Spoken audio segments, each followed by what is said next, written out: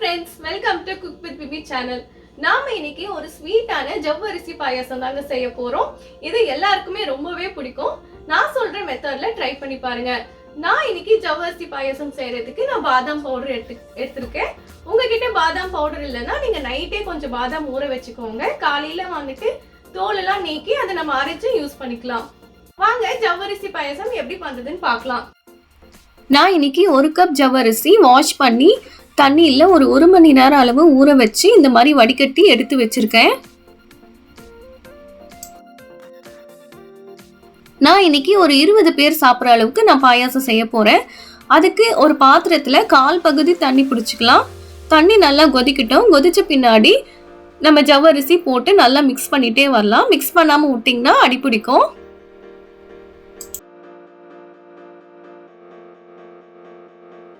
இப்போ ஜவ்வரிசி ஒரு பாதி அளவுக்கு தான் வெந்திருக்கு. இந்த ஸ்டேஜில் நம்ம 1 லிட்டர் பால் சேர்த்துக்கலாம். பால் நம்ம சேர்க்கறனால நம்ம பாயாசம் நல்ல க்ரீமியான டெக்ஸ்சரில் கிடைக்கும்.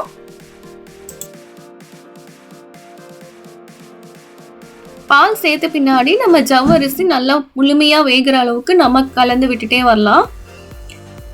அடுத்தது ஒரு கப்பில் வந்துட்டு ஒரு 1/4 டீஸ்பூன் குங்குமப்பூ எடுத்து தண்ணியில் ஊற வச்சுக்கோங்க.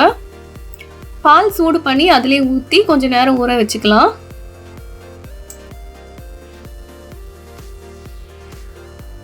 ஒரு 2 டேபிள் ஸ்பூன் முந்திரியை 1 மணி நேரம் அளவுக்கு ஊற வச்சு எடுத்துக்கோங்க. இப்போ பார்த்தீங்கன்னா ஜவ்வரிசி ஒரு 80% வெந்துருச்சு. இந்த ஸ்டேஜில் நம்ம சாஃப்ரான் மில்க் ஊற்றி நல்லா மிக்ஸ் பண்ணிக்கலாம்.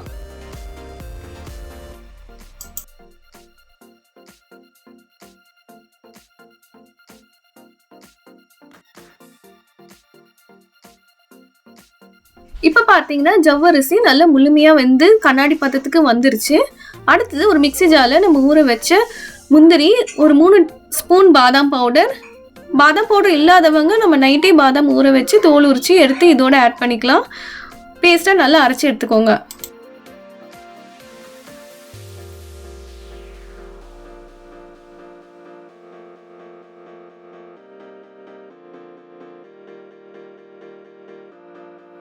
இப்போ நம்ம அரைச்ச பாதாம் முந்திரி பேஸ்ட் சேர்த்து நல்லா மிக்ஸ் பண்ணிக்கோங்க.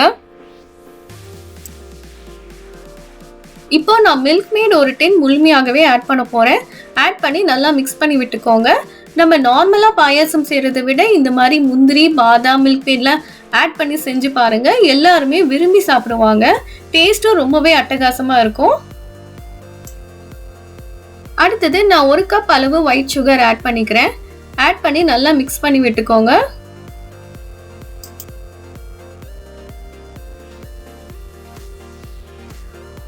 இந்த ஸ்டேஜில் டேஸ்ட் பண்ணி பாருங்க. நம்மளுக்கு இனிப்பு குறைவா இருந்துச்சுன்னா நம்ம இன்னும் கொஞ்சம் சர்க்கரை ஆட் பண்ணி மிக்ஸ் பண்ணிக்கலாம்.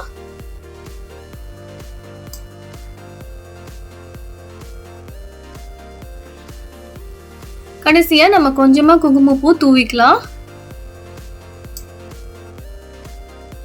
அடுத்தது நான் ஸ்லைஸ் பண்ணி வச்சிருக்க பாதாமை நல்லா நெய்யில் ரோஸ்ட் பண்ணி இந்த மாதிரி எடுத்து வச்சிருக்கேன். அதையும் நம்ம சேர்த்துக்கலாம்.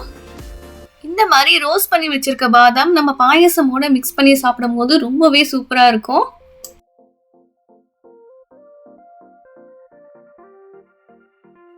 கடைசியா மிக்ஸ் பண்ணி அடுப்பை ஆஃப் பண்ணிடலாம். அவ்வளோதாங்க, ரொம்ப டேஸ்டான ஜவ்வரிசி பாயாசம் ரெடி. இந்த மாதிரி மெத்தட்ல செஞ்சு பாருங்க. எல்லாருமே கேட்டு வாங்கி சாப்பிடுவாங்க. குழந்தைங்களுக்கு ரொம்பவே பிடிக்கும்.